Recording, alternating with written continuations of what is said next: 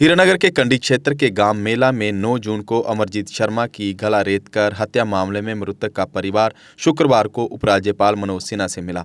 परिवार ने मृतक को शहीद का दर्जा देने की मांग कर आर्थिक सहायता की अपील की है। मृतक के भाई राम गोपाल ने बताया कि उपराज्यपाल ने विस्तार पूर्वक उनकी बात सुनी। उन्होंने बताया कि उनके भाई की हत्या आतंकियों की ओर से की गई।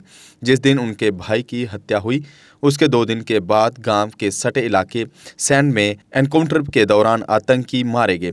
इससे साफ होता है कि हत्या आतंकियों की ओर से की गई है। उन्होंने मृतक अमरजीत के बेटे अभिषेक भटकलिया को सरकारी नौकरी देने की मांग की। उन्होंने बताया कि उपराज्यपाल ने आश्वासन दिया है कि 4 दिन के बाद मृतक के बेटे को नौकरी का ऑर्डर सौंप दिया जाएगा और ये 4 दिन आज हो जाएंगे। उन्होंने कहा कि हमें उम्मीद है कि उपराज्यपाल अपने वादे को जरूर पूरा करेंगे।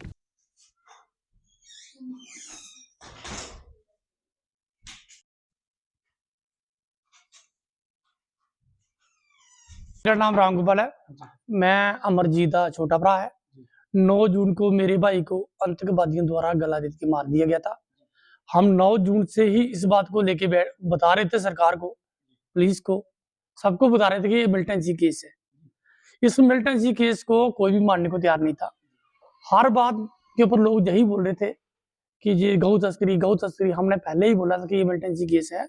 ऐसे मिलिटेंसी कर सकता है, दूसरा बंदा, लोकल बंदा ऐसे काम नहीं कर सकता, ऐसे गद्द नहीं काट सकता। तो हमने उस दिन से लेकर आज तक हमने 6 महीने हो गया इस बात के ऊपर संघर्ष करते। हमारे को कोई इंसाफ नहीं मिला। हमने हर दरवाजे को खटखटाया, डीसी, तहसीलदार, एसएसपी, कोई एमएलए नहीं छोड़ा, कोई लीडर नहीं छोड़ा। लीडर हमारे घर तक भी आए, हमारे को आश्वासन पे आश्वासन देते रहे। हमारी किसी ने भी सुध-बुध नहीं ली। सिर्फ हमारे को यही आश्वासन दे रहे थे कि हम लगे हुए हैं, कर रहे हैं। तो मैंने जब देखा इलेक्शन का समय था, मैंने देखा कि ये हमारे काबू से बाहर है, अब ये काम करने वाले नहीं है। तो जब भी मैं पुलिस डिपार्टमेंट के पास गया हूँ, उन्होंने बोला कि चंडीगढ़ एफएस की जो रिपोर्ट है उसमें साल लग जाते हैं। बोला उसमें 4-5 राज्यों की एफएसएल आती है, नंबर बाय नंबर वहां एफएसएल होती है। तो मैंने देखा कि अगर इलेक्शन निकल गया तो उसके बाद ये लोग काम ही नहीं करेंगे। किसकी सरकार बनेगी, किसकी नहीं बनेगी, हमें नहीं पता इस बात का। हमने काम के लिए फिर हमारे पास आरएसएस के रुपेश साहब से हमारी उनसे बात हुई। आरएसएस के लोगों ने हमारा बहुत सारा साथ दिया, हिंदू परिषद के लोग भी आए। उन्होंने हमारे को आश्वासन दिया कि रामपाल जी आप बैनर लेके मत रोड पे चलो, इस इलेक्शन का फायदा दूसरी राजनीति पार्टी ले जाएंगी और उसके साथ साथ क्या कि बहुत बड़ा पॉलिटिकल इशू बन जाएगा और बाद में क्या इसको संभालना औखा हो जाएगा। तो हमने उनकी ये बात मान के हम चले हुए थे। फिर हमारे को रुपेश साहब ने गवर्नर साहब से बात की। गवर्नर साहब ने मुझे बुलाया, मैं अपना डेलीगेशन लेके गवर्नर साहब के पास गया। गवर्नर साहब ने मुझे 10 दिन का समय दिया कि रामपाल जी 10 दिन के अंदर हम बच्चे का ऑर्डर करेंगे, जो उचित मुआवजा होगा उस मुआवजे को भी हम देंगे। तो 10 दिन के बता 2 महीने हो गया, हमारा कुछ नहीं हुआ। तो फिर मैंने रुपेश जी से, आरएस के लोगों से, ज्ञानचंद पठानिया जो कठुआ में बैठते हैं उनसे मेरी बात हुई। हमारे एक बबलू जी हैं जो कठुआ में, जो एक स्पोर्ट्स के हैं, मतलब खेल के आए हुए हैं, उनसे मेरी बातचीत हुई। उन्होंने मुझे मतलब कि ये चीज मेरे साथ बातचीत हुई। उन्होंने मेरे को बताया कि रामगोपाल जी ऐसा ऐसा करते हैं, ऐसे लेटर बनाते हैं। हमने लेटर बनाए, फिर डीसी साहब से भी अप्रूव करा के हमने भेजा। फिर डीसी साहब को 1 तारीख को जेडी ने डीसी को भेजा था लेटर। 3 तारीख को डीसी साहब ने एसएसपी को लेटर लिखा कि भाई इस रिपोर्ट के ऊपर हमें बताओ कि क्या करना है। तो हमें 18 तारीख को एसएसपी साहब ने डीसी साहब को रिपोर्ट दी है। वो 18 तारीख के बाद हमारे को रिपोर्ट मिली 22 तारीख को, इसी महीने की 22 तारीख को डीसी साहब ने हमारी फाइल जो है और डिपकॉम को भेज दी। और डिपकॉम में भी हम वहां भी फॉलो करते रहे, साथ साथ जहां जहां पहुंच रही है वहां फॉलो करता रहा। और फॉलो के साथ करने से आज हमारी रिपोर्ट हमारे पक्ष में है।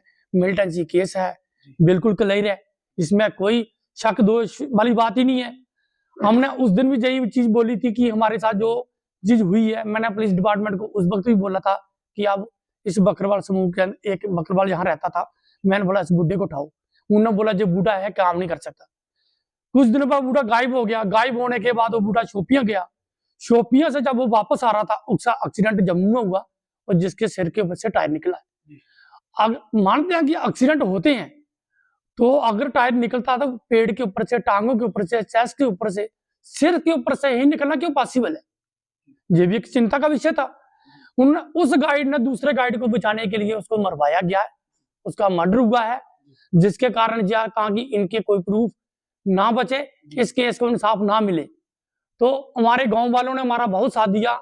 हम गांव वालों को भी तहे दिल से शुक्रिया करते हैं, एसएसपी साहब का करते हैं, डीएसपी साहब का करते हैं और आरएसएस के लोगों का करते हैं। और इन्होंने अभी आज भी देखो आरएसएस के हमारे पास मास्टर देवराज आज भी हमारे पास आए हैं। इन्होंने उस दिन भी हमारे पास पहले यही पहुंचे थे। तो हम ये बोल रहे हैं कि हमारा कहना यह है कि आज गवर्नर साहब ने हमारे को आश्वासन दिया कि हम 3 दिन में आपके पास आ रहे हैं। क्या आश्वासन दिया? उन्होंने ये बोला कि हम आपके घर पे आके बच्चे को ऑर्डर देंगे। मैंने बच्चे की वेरिफिकेशन थी वो मैंने करवा के भेज दी है। जम्मू मैंने पहुंचा दी थी। जम्मू पहुंचाने के बाद भी मैंने ऊपर जो उच्च अधिकारी है उनको भी बताया कि जो वेरिफिकेशन है जम्मू तक मैंने पहुंचा दी है। हम मानते हैं कि आज पिछले बार शनिवार था, आज संडे था, संडे को कोई वर्क ना हुआ हो, ऑफिस बंद हो, जिसके कारण 1-2 दिन का डिले हो सकता है।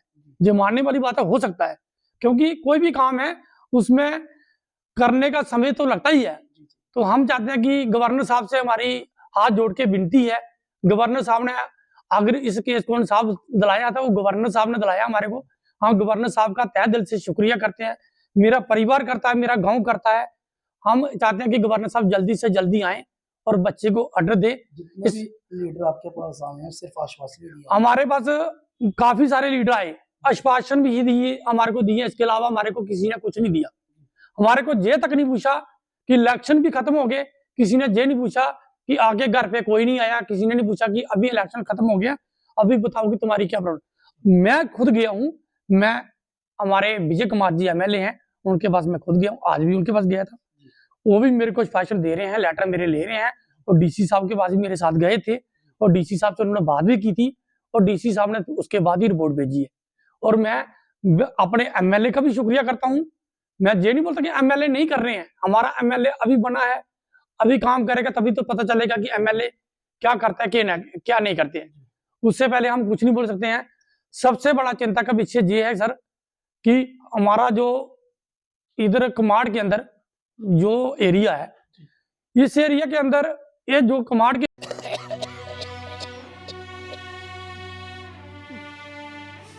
नमस्ते बहन जी।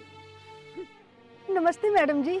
चिंटू स्कूल क्यों नहीं आ रहा, क्या बात है? बच्चों के पापा बड़े दिनों से बीमार हैं, घर में खाने के लाले पड़े हुए हैं, बच्चों को कैसे स्कूल भेजूं?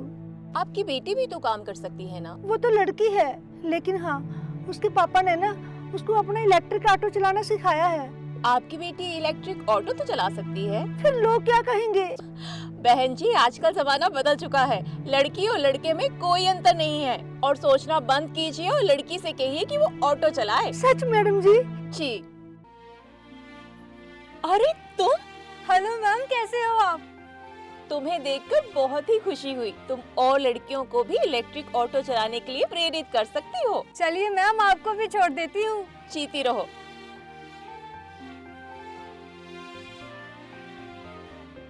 इनके पास मात्र इलेक्ट्रिक ऑटो ही नहीं, इलेक्ट्रिक साइकिल भी है। जमाने की छोड़ो परवाह, गोदावरी के इलेक्ट्रिक ऑटो को कहो हाँ। अब जुपिटर मोटर्स लाए हैं न्यू ईयर धमाका ऑफर, जिसमें मिलेगा हर इलेक्ट्रिक ऑटो पर 10,000 रुपए का डिस्काउंट और इलेक्ट्रिक साइकिल पर मिलेगी 2,500 रुपए की एक्सेसरीज बिल्कुल फ्री। तो देर किस बात की, आज ही आएं और ऑफर का लाभ उठाएं। हमारा पता है जुपिटर मोटर्स, बिहाइंड साइंस सहयोग hotel, Gangyal, Jammu. Mobile number 9780848888।